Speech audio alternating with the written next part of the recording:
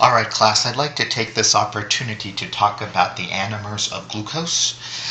Glucose, as you know, is a 6-carbon carbohydrate. Another name for carbohydrate that's probably you're more familiar with is the term sugar. And it's worth noting about the structure of this type of molecule because it's kind of a complicated situation with regards to glucose. It's not the carbohydrate. In fact, the carbohydrates that you find in your body are so vast and so enormous.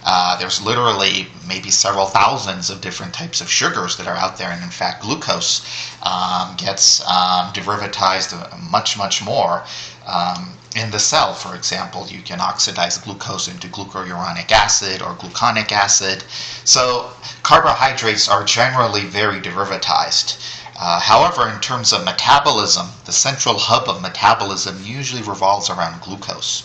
That does not mean that glucose is going to be the be-all, end-all of metabolic pathways. There's a lot of other 6-carbon sugars that are out there, such as allose or mannose or galactose or talose.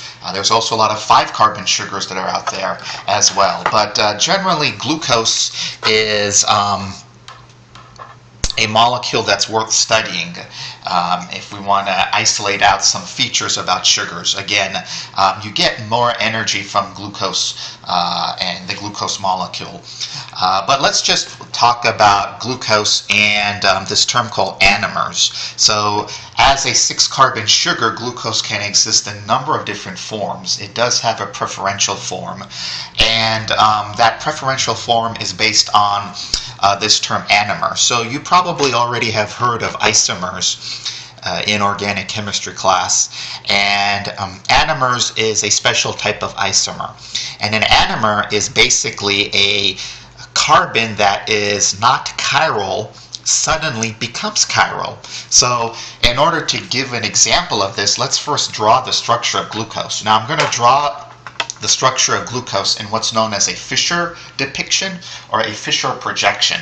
So if I draw glucose as a Fischer projection, it actually represents a linear chain. However, you just know from maybe life experience or picking up a basic biology textbook, glucose generally does not exist as a linear chain. In fact, 1% or so of glucose is actually in the form of a linear chain. So if I draw the Fischer projection of glucose, I will have a CHO as carbon number 1.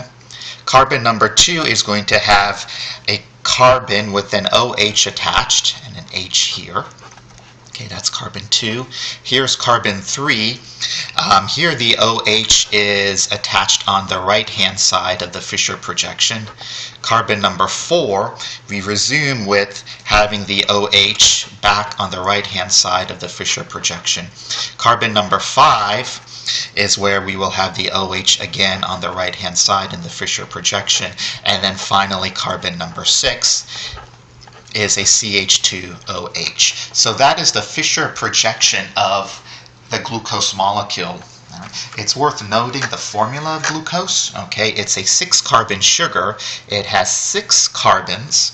Okay, and it has how many oxygens? 1, 2, 3, 4, 5, 6 oxygens, C6H6, and how many hydrogens does it have? 1, 2, 3, 4, 5, 6, 7, 8, 9, 10, 11, 12. So C6O6H12 is the formula of the glucose molecule, and this is one representation, the Fischer projection.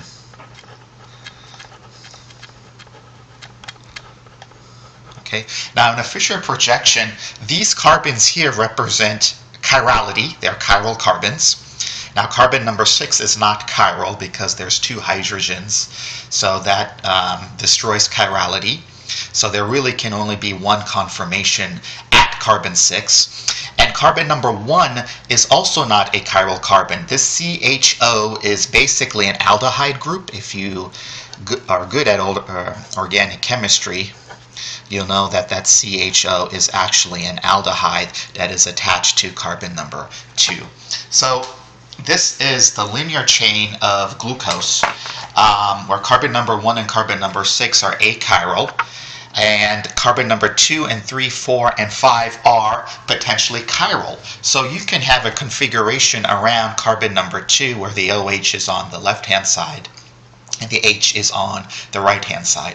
Likewise, you can have a situation in carbon number 3 where the OH is on the right-hand side and the H is on the left-hand side. So each of the carbons, 2, 3, 4, and 5, are chiral. So they can exist in either the D or L configuration. So like that, you can have different variations, different orientations around the chiral carbon atom, which gives us this fact about the glucose molecule. The glucose molecule can exist in several different types of what are known as enantiomers. Okay, so of the enantiomers, you could have glucose or other 6-carbon representations, such as galactose or mannose or gulose or talose. Allose is one of them. So a lot of different configurations. But how do you determine if the carbon is going to be in the D or L configuration for the entire molecule? So that's one question that you have to ask yourselves when you look at the Fischer projection. And another question you have to ask yourself is, what is an anomer? Okay, so if you remember, an anomer, that I mentioned before, is a molecule that is not chiral but suddenly becomes chiral. So which carbon do you think has the potential to obtain chirality? Okay, so the answer is carbon number 1. Okay, carbon number 1 is what we will actually designate as an anomeric carbon. Okay. An anomeric carbon. So this carbon actually can become chiral. Well, how does it become chiral? Well, glucose and other 6-carbon sugars, also other 5-carbon sugars as well, do not exist in a linear form or an open chain configuration. More likely than not, they will undergo an intramolecular cyclization. All right, so this anomeric carbon is susceptible, basically the C double bond O is susceptible from an within nucleophilic attack. All right, so what carbon does that? It's actually the carbon that's farthest away from the anomeric carbon, and in that particular situation, that's going to be carbon number 5. So carbon number 5 is actually going to do nucleophilic attack on this carbon atom. Okay, it's going to perform a nucleophilic attack, and when it forms a nucleophilic attack on this carbon, this pair of electrons, okay, that was attacked by the number 5 hydroxyl group. Okay, that causes this pair of electrons that used to be part of this pi bond to go into the oxygen. Okay, and then that oxygen picks up a proton somewhere in the environment. So let me zoom out here. What essentially happens when you have an intramolecular nucleophilic attack, so we'll call this an intramolecular nucleophilic attack.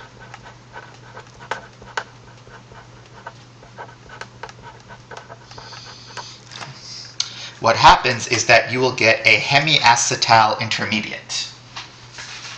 A hemiacetal intermediate. So what is a hemiacetal intermediate? Well, the origins of that come from this aldehyde group. So glucose actually is an aldose. It's an aldose sugar because the anomeric carbon, the carbon that will become chiral, you just watch, this carbon will become chiral. It's originally an aldehyde. So an aldose sugar, or a 6-carbon aldose sugar. Another term, so one of the things, and when you study carbohydrates, there's so many terms that you have to be familiar with. Another term is hexose. So glucose is a 6-carbon hexose. That just means it has 6 carbons. But after nucleophilic attack is done within the molecule, you get cyclization. And that cyclization comes in the form of a hemiketal intermediate. So the hemiketal intermediate looks something like this. So let me go back to my black pen here. So this carbon number 1 has become attacked by carbon number 5. So you have an OH group. Okay. Carbon number 1. Carbon number 2 stays pretty much the same. Okay. Here is carbon number 3, stays pretty much the same. Here's carbon number 4, stays pretty much the same. Now what has happened to carbon number 5? Okay. Carbon number 5 has actually formed a bond through that oxygen that formerly was the hydroxyl group. It has formed a bond. Okay. CH2OH. Carbon number 6 stays the same. So carbon number 1, okay, CHO, okay, nucleophilic attack by carbon number 5. This pair of electrons goes to the oxygen and picks up a hydrogen. Okay, this hydrogen also stays here, stays put. Carbon number 2, nothing happens to it. Carbon number 3, nothing happens to it. Carbon number 4, nothing happens to it. Carbon number 5 does the nucleophilic attack. That substituent on carbon number 5 does the nucleophilic attack. And you have a ring structure. We'll call this a hemiketal intermediate. Okay. Or I'm sorry, a hemiacetal intermediate, because it's an aldose, it's an aldehyde. So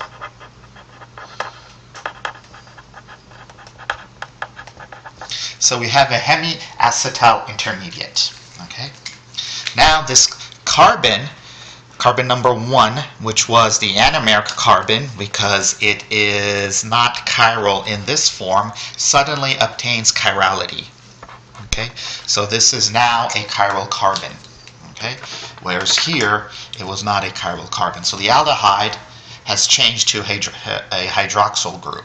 All right. So this is a chiral carbon, which means that this substituent, this hydroxyl group that emanated from intramolecular nucleophilic attack, can be in 2 directions. Okay, it could either be in the D form or it could either be in the L form. Okay, but we don't use that for anomeric carbons. Okay, we don't use that D or L form. What we actually use is something called the alpha form or the beta form. Okay. So the anomeric carbon can actually be alpha, or it could actually be beta. Okay, that depends if the hydroxyl group is in one orientation on this anomeric carbon, or if the anomeric carbon is in another orientation.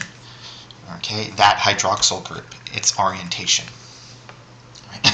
So in order to properly depict what type of orientation this hydroxyl group will be, we have to go away from the Fischer projection into what's known as the Haworth projection. All right. So the Haworth projection actually gives us information on the alpha or beta situation, or the alpha and beta configuration of the glucose molecule. All right. So let's talk about the Haworth projection here. To go from the Fischer projection to the Haworth projection is a non-trivial task. There are some rules that you have to memorize, and that's not what the glucose molecule looks like. So even though you have the open chain form here, that's not what the glucose molecule is going to look like. And you'll have the Haworth projection that I'm going to go into. Again, that's not what the glucose molecule is going to look like. So let me zoom out here, but it's a depiction. And all we're doing here is depicting the glucose molecule. So let me go out here. So how will we depict the Haworth projection? So we already figured out that we can project sugars as a Fischer projection. Then how will we project this as a Haworth projection? So let's go back here to our drawing here. So we have a COOH oxygen C bond. All right, we have an OH group that's attached to our new chiral carbon. And then we have chiral carbons 2, 3, and 4, where the hydroxyl group is in a particular orientation. So this is something you just have to memorize in going from the Fischer projection to the Haworth projection. But in a Fischer projection, if the substituent, here the substituent is hydroxyl group for chiral carbon number 2, if that substituent is on the right-hand side in your Fischer projection, okay, that means down. That means down on the Haworth projection. I'll abbreviate Haworth projection as HP. Okay. If on the Fischer projection your substituent here on the left, if it's on the left-hand side of your Fischer projection, then that is going to be up in your Haworth projection. Okay, up on your Haworth projection. Okay. So this one is also the substituent on chiral carbon number 4 will be down on the Haworth projection. So the Haworth projection is actually more of a ring-like system.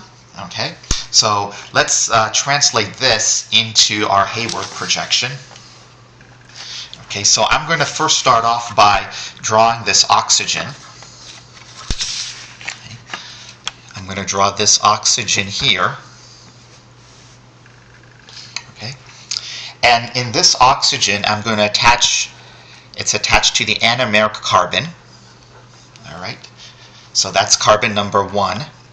And then here is carbon number 2. Here's carbon number 3. Here's carbon number 4. Here's carbon number 5. Carbon number 5 has an oxygen attached to it that started this ring structure, or this carbon number 5 initiated the intramolecular nucleophilic attack. Okay, carbon number 5 initiated the intramolecular nucleophilic attack here. Okay. And then what is attached to carbon number 5?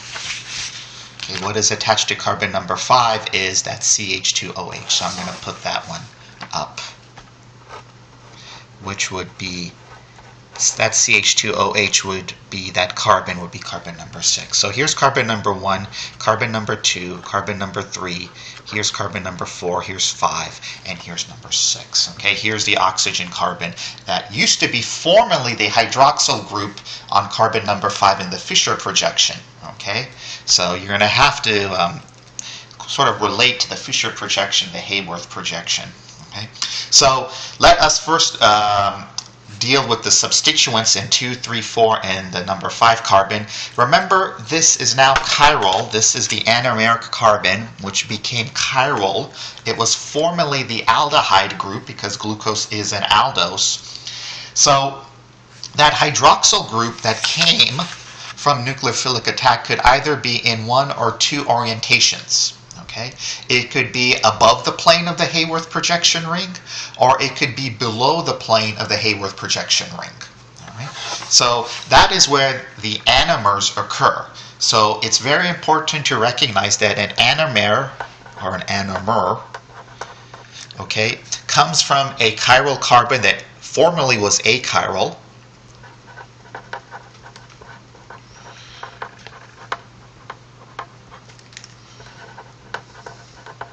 That formerly was achiral or non-chiral, and because it's now chiral, you can have something that is in the alpha or beta orientation. Okay, we're not going to use D or L for that chiral carbon. We're going to use alpha or beta. That is only in the anomeric carbon.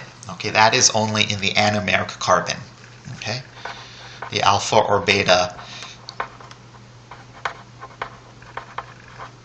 conformation. Okay, that alpha or beta. Actually, a better word would probably be configuration. Alpha or beta configuration, because a conformation implies rotation from one form to another. But here, to go from the alpha or beta interconversion, It requires a breaking and reformation of the bond. So technicality speaking, this is probably more of a configuration than a conformation, but who cares about that for now? That's neither here nor there. Let us put the substituents on. So what is the substituent on carbon number 2? Okay, our substituent on carbon number 2 is the hydroxyl group. Attached to carbon number 2, it is on the right-hand side in the Fischer projection, which means it's going to be down in the Haworth projection. So this OH is actually going to be down. Okay, what about in carbon number 3? In carbon number 3 of our Fischer projection, the hydroxyl substituent is on the left, so that means it's facing up in the Haworth projection. So it's facing up in the Haworth projection. What about carbon number 4? In carbon number 4, the hydroxyl group is facing the right-hand side in the Fischer projection, which means down in the Haworth projection. Okay. And then everything else we can put in our hydrogens.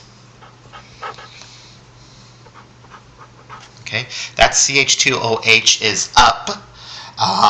That's generally the designation for the substituent on carbon number 5. So that carbon number 5 substituent is the CH2OH. Okay, we put that up. All right.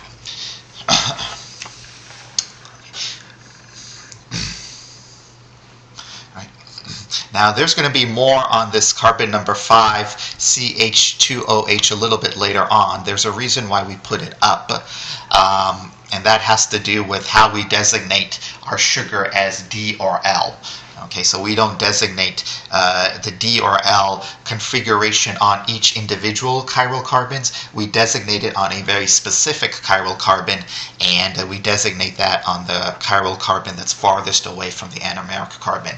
In this case, that's carbon number 5. But I'll talk a little bit about that later. All right, so we finished adding all the substituents on the glucose Haworth projection except on the anomeric carbon. Okay, so that becomes a hydroxyl group. Let's go back here. Okay, after nucleophilic attack on the aldehyde on that C double bond O, and that becomes a hydroxyl group.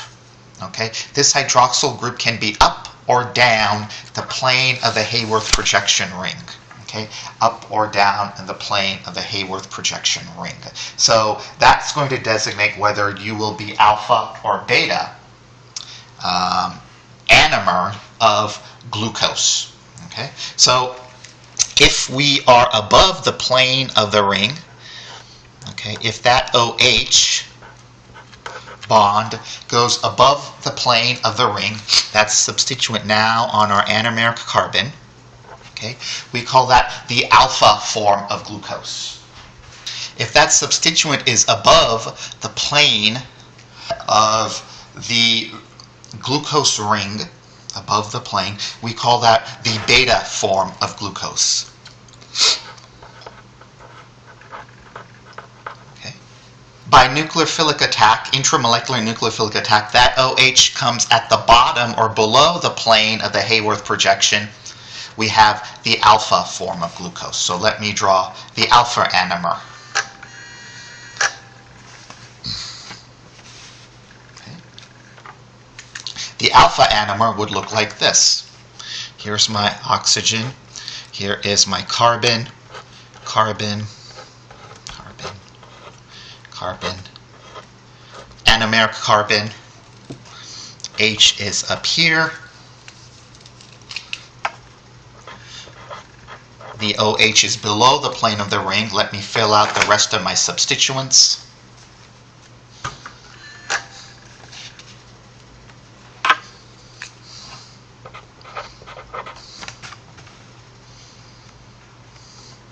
OH, OH, OH. Okay. Talk about this in a moment.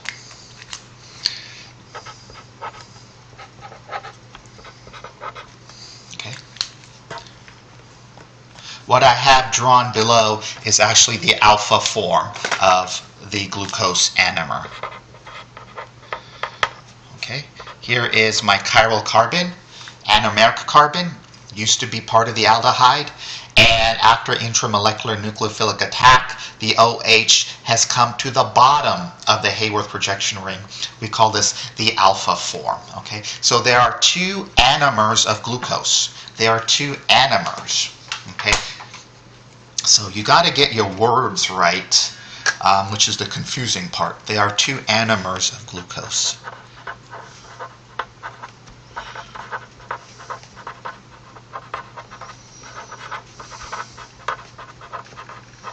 Okay. Now, there are two anomers of glucose. I could also say there are two anomers of fructose.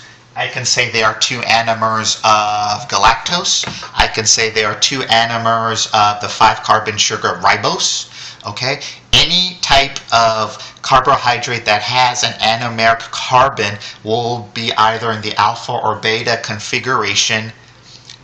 It all depends on the intramolecular nucleophilic attack and where that hydroxyl group or whatever substituent goes. Okay, so there could be the alpha form or the beta form.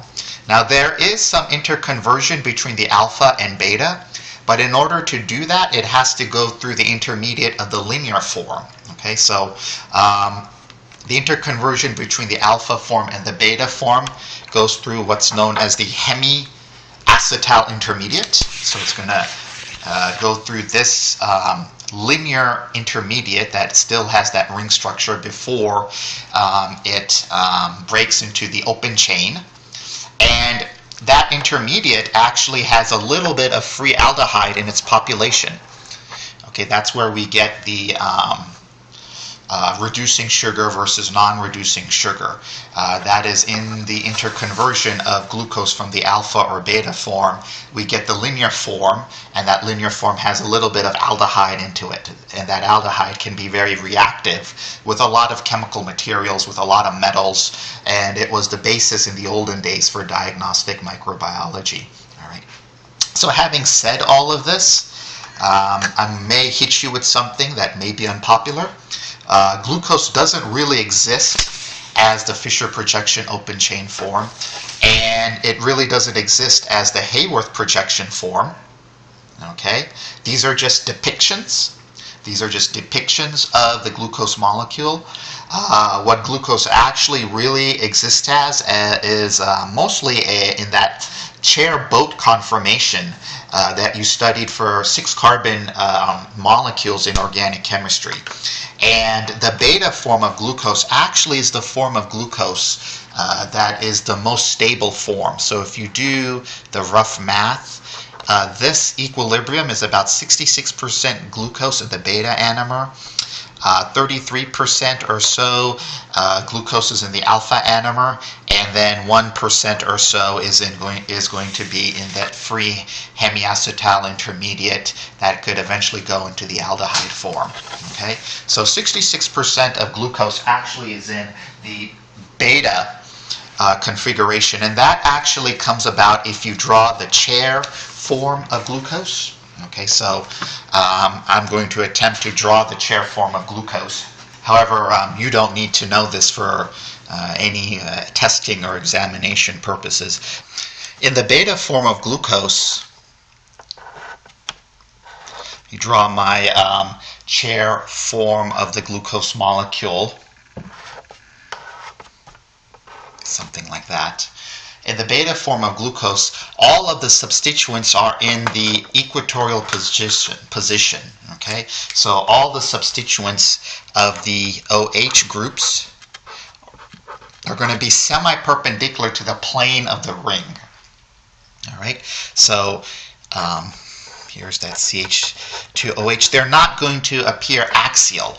Okay, so they're all going to appear equatorial. Okay, so an OH would exist here, and then an OH here. So the equatorial arrangements of all the substituents across the carbons and all the hydrogens are axial.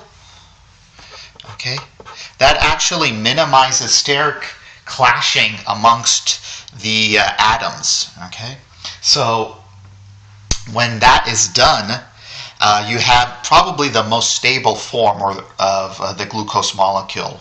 All right, so the beta form in the Haworth projection translates into the chair form of the glucose molecule. This is what glucose would actually look like. Okay, all of these substituents are projecting left and right. Okay, so they're projecting equatorially, and all the hydrogens, the small hydrogen atoms, are projecting up and down the plane of the ring. Okay, up and down. So that is what the beta form actually translates to if you look at the glucose molecule as a chair. Okay, so the chair form of cyclohexanes. Glucose is a cyclohexane. Glucose is an aldose. Glucose is a hexose. But cyclohexane can exist in a chair form. It can also exist as a boat form. But the chair form of glucose, again, like I said before, has all your OHs equatorially. Okay, and by equatorially, they project semi-perpendicularly across the plane, and that is how you minimize steric clashing. And of course, the small hydrogen atoms are projected axially.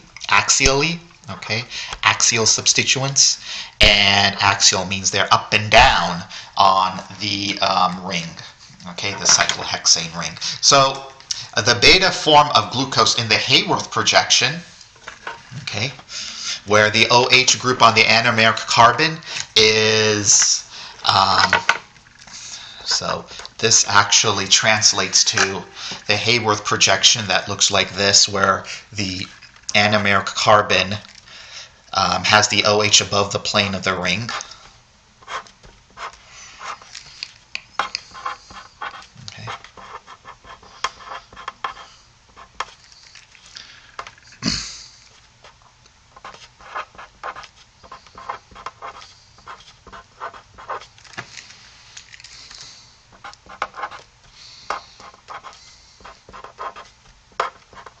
Okay, so these forms are equivalent, okay, the beta form, all right? And again, above the plane of the ring translates to an equatorial representation of that hydroxyl group attached to the anomeric carbon, all right? So this is the Haworth projection.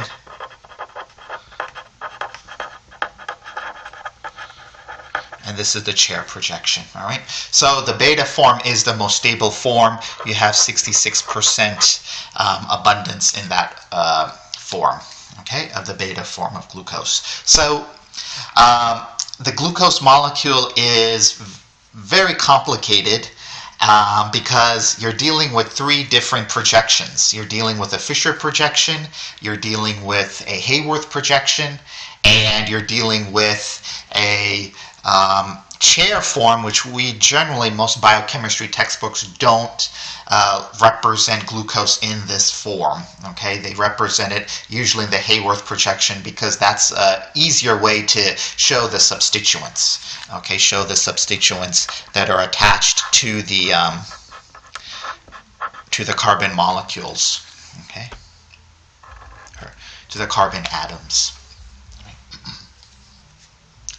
So one final topic before I leave glucose, and that has to do with the depiction of stereochemistry. Okay, so coming back here, okay, let's go back to our Fischer projection here. Okay, and glucose can be in an equilibrium between the alpha form and the beta form, and it shuttles between those two forms through the hemiacetal intermediate. So that is where you have a free hydroxyl group, or essentially a free aldehyde group that's capable of reacting with Felling's reagent or Tollin's reagent, which tells us whether a sugar is reducing or not reducing. But one final word on stereochemistry. Okay, so how do you determine the stereochemistry of a glucose molecule or a mannose molecule or a galactose molecule? And the way you determine that is by looking at the chiral carbon farthest away. Okay, farthest away from the anomeric carbon.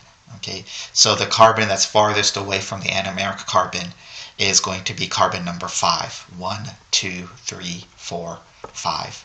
Okay, so this carbon determines stereochemistry of the entire molecule.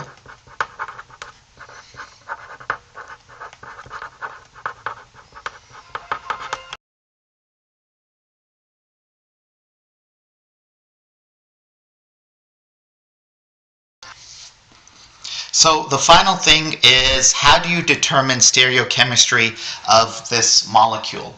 All right. So what determines stereochemistry of the entire molecule is actually the chiral carbon that's farthest away from the anomeric carbon. And in this particular case, that is carbon number 5. So 1, 2, 3, 4, 5. So this carbon number 5 determines stereochemistry of the entire molecule. All right. So now this molecule can either be in the D form or the L form. So another thing that you just have to memorize or recognize is that the main substituent on the carbon atom that determines stereochemistry, carbon number 5, that hydroxyl group is on the right-hand side. Okay, so if that substituent is on the right-hand side of the chiral carbon that's farthest from the anomeric carbon, then that is a D sugar. So what we have shown here is a D-glucose molecule. Okay, a D-glucose molecule. So let's review this. Okay, so the chiral carbon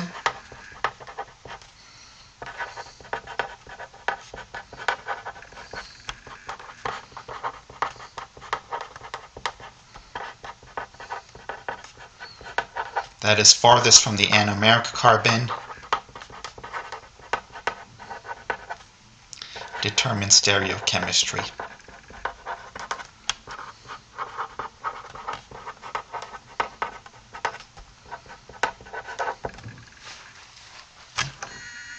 So the chiral carbon that's farthest from the anomeric carbon determines stereochemistry. And for hexoses such as glucose, okay, that is going to be carbon number 5, because the anomeric carbon in hexoses such as glucose is carbon number 1. Okay, so what would a D sugar and L sugar look like? All right, so you already know what a D sugar looks like. If I draw the Fischer projection of glucose one more time,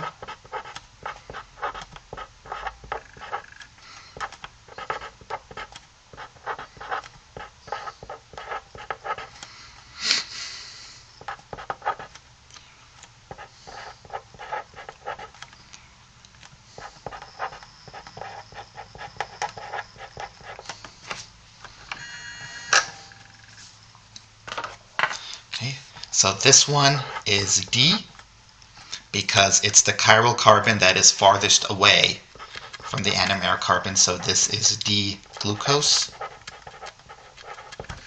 Okay. What would L-glucose look like? Okay, L-glucose would look like this. So this is the open chain aldose form of glucose. Realize it really does not exist like this. Real glucose would have an intramolecular attack.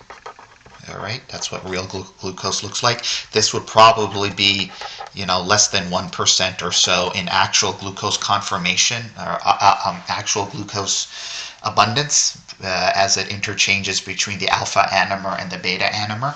But what would the L form of glucose look like? Okay, the L form of glucose would look like this. And you probably already know what the L form of glucose would look like.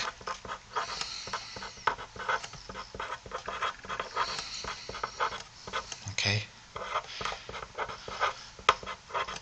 The L form of glucose would actually look like this. Okay. That carbon that determines stereochemistry will appear on the left-hand side of the Fischer projection. Okay, but what would it look like in the Haworth projection? We already know what D-glucose would look like in a Haworth projection. Okay, what I'm drawing now is D-glucose, and I'll draw the beta form. Okay, remember it could be alpha or beta.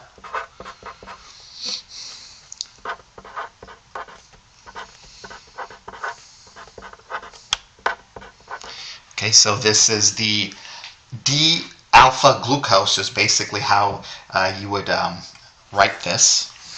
Okay, or D-beta glucose, I'm sorry.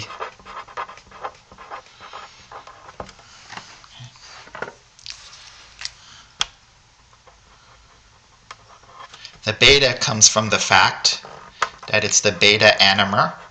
That's the depiction, or that's the orientation I'm going to make across the chiral carbon. And then where does the D come from? Okay, the D comes from the substituent that is attached to the carbon that's farthest away. Okay, the carbon that's farthest away, and that's carbon number 5. Okay. So what would L-glucose look like? L-glucose would look like this.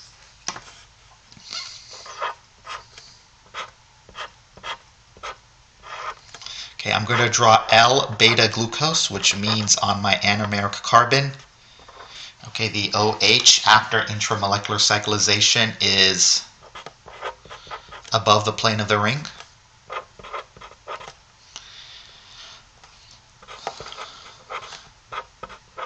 Okay, what would L-glucose look like? Okay, L-glucose would have that CH2OH pointing down. Okay. Again, remember, it's this carbon number 5 that determines stereochemistry. And what I have drawn here is the L form of glucose. Glucose is still in the beta anomer. So this is L-beta glucose. The L comes from the fact that I am, the beta comes from the fact that I have the beta anomer that I've drawn, and this L form comes from the substituent that is attached to the carbon that determines stereochemistry. That is the L form, it's pointing down. So the L and D form really determines what is bound to the carbon atom that's farthest away from the anomeric carbon. All right, so that is the anomers of glucose. There is another topic that I have to mention, and that is epimers. So here is the Fischer projection of glucose. Okay.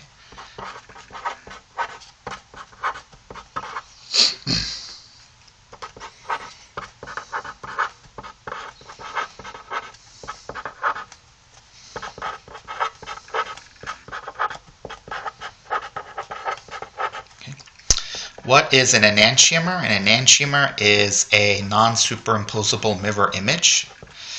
But the problem is you have several different non-superimposable mirror images as in a glucose molecule or any hexose by virtue of the multiple chiral carbons that you have. All right, so you can have a number of different stereochemistries across this chiral carbon. This column of chiral carbons. Don't forget, this is the anomeric carbon, so I'll put that with a big green dot. Okay, glucose and galactose. Okay, galactose actually looks like this.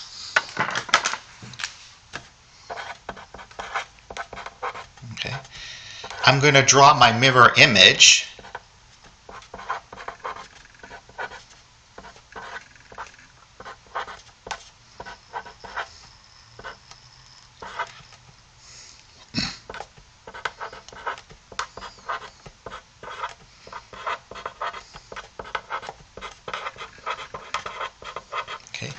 I want you to imagine superimposing, okay, Don't forget galactose also has an anomeric carbon. Okay, so this would be D-glucose. Okay, the D is determined by carbon number 5. And this would be D-galactose. Okay, the D is also determined by carbon number 5.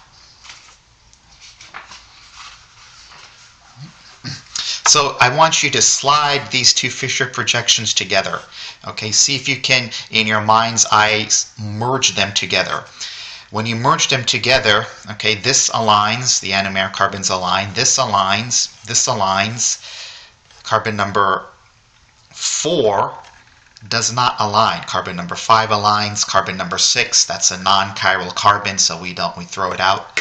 So carbon number 1, 2, 3, 4, this is carbon number 5, carbon number 6, okay? Carbon number 4 actually misaligns when you line them up together, all right? Carbon number 4 misaligns.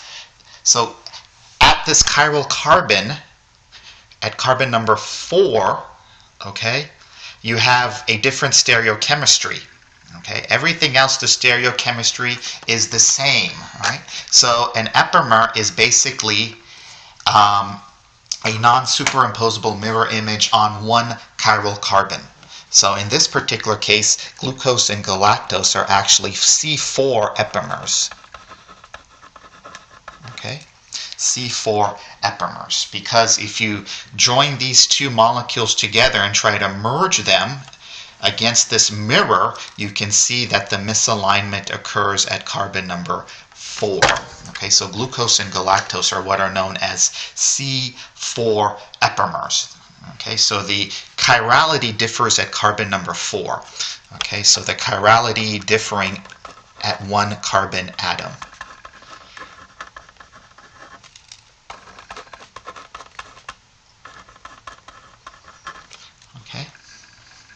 Or another way of talking about epimers is that superimposable at all chiral carbons except one. Okay, and what defines chirality? A non-superimposable mirror image. Okay, so a non-superimposable mirror image on all chiral carbons except one.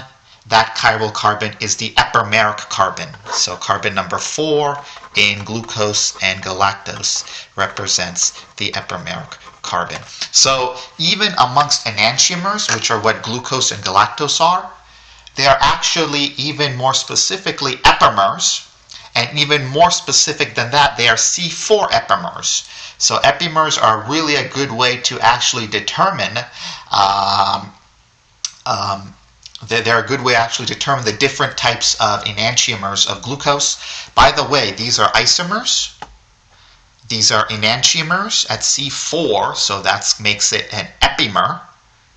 Okay, so isomers and C4 enantiomers, and because they differ in stereochemistry at one chiral carbon, but are fine at all the rest, we call that special type of enantiomer an epimer, and at that chiral carbon where they are non-superimposable, we designate that as the C4 carbon for glucose and galactose.